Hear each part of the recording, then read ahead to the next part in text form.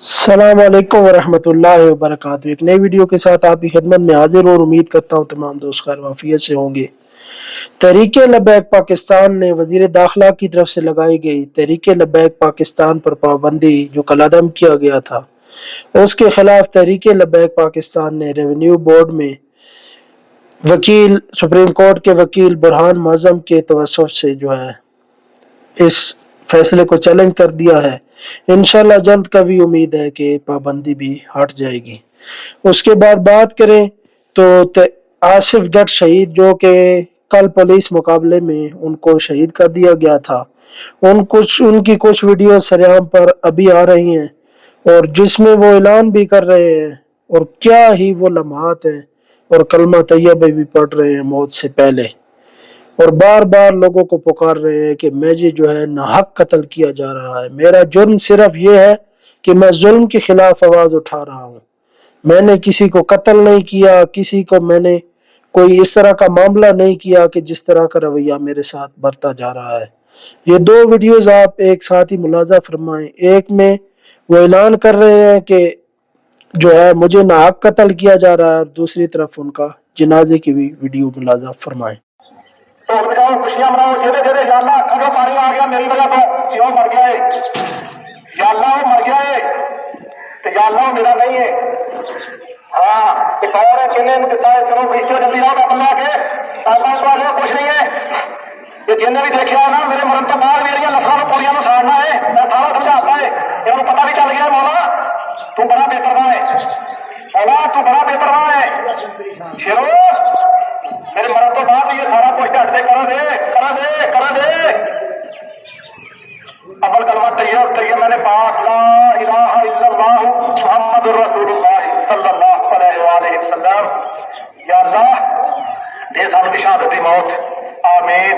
या अल्लाह मैं सारा कुछ दस्या है, फिर भी अगर मैनू हक कोई मारे मैं नहाका, मैं तेरे दीन की खास खातर निकलिया, अगर फिर भी मैनू कोई मारता है तो मौला की नस्ल बर्बाद कर दे, मौला की नस्ल बर्बाद कर दे।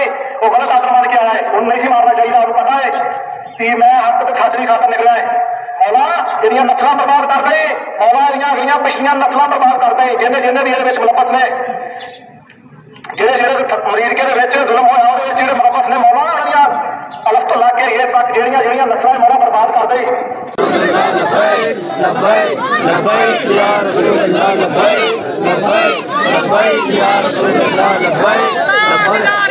ये जी थे आसिफ जट साहब। ये तो मुझे पता नहीं कि तहरीक लब्बैक पाकिस्तान के ये कारकुन थे या नहीं, लेकिन ये जज्बा जाहिर करता है कि ये बाबा जी अमीरुल मुजाहिदीन रहमतुल्लाह ताला अलैह के उनसे मोहब्बत रखते थे और ये उन्हीं के शेर लगते हैं कि इतनी बहादुरी के साथ सरेआम जालिमों को पुकारा, मर जाएंगे जालिम की हिमायत न करेंगे, वो वाला इन्होंने सच कर दिखाया।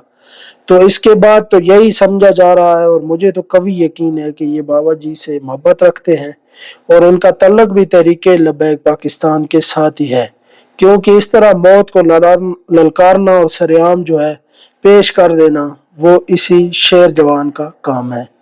उसके बाद कल जामिया निजामिया रिजविया लाहौर के अंदर जो इजलास हुआ, काफी हमारे सोशल मीडिया एक्टिविस्ट बहुत जल्दी करते हैं और बहुत ज्यादा उम्मीदें लगा बैठते हैं, जिसकी वजह से बाद में उनको पछताना पड़ता है। इसीलिए वो कबल अज वक्त किसी खबर को इतनी तव दे देते हैं कि फलां हो गया, इत्तेहाद हो गया, हमारे लिए ये हो जाएगा, टीएलपी के लिए बेहतरी की तरफ फैसला होगा।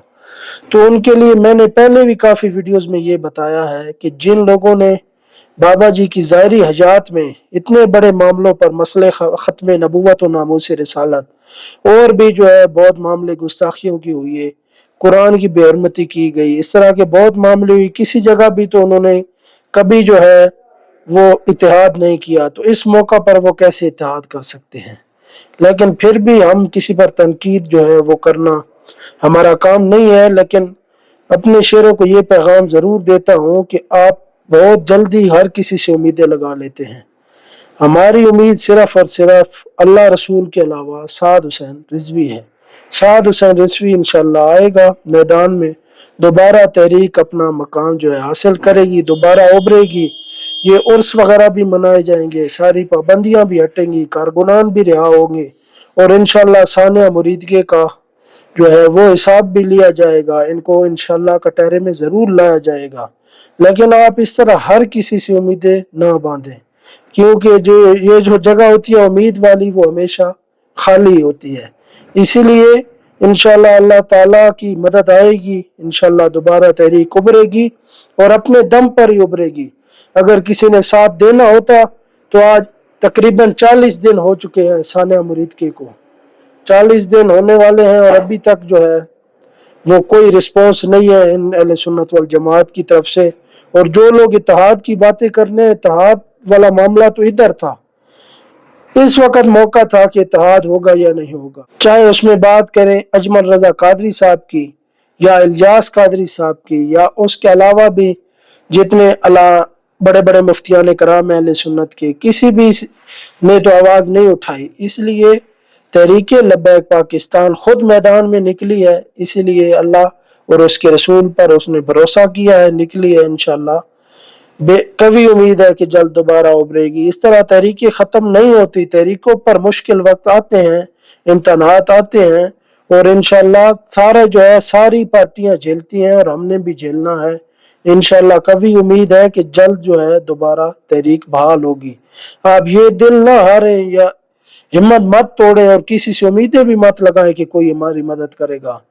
تحریک لبیک پاکستان کا بھروسہ بابا جی پہلے فرما گئے صرف اللہ اور اس کے رسول پر ہے، اس لیے اللہ اور اس کے رسول پر بھروسہ رکھیں، انشاءاللہ ہماری تحریک دوبارہ ضرور ابھرے گی۔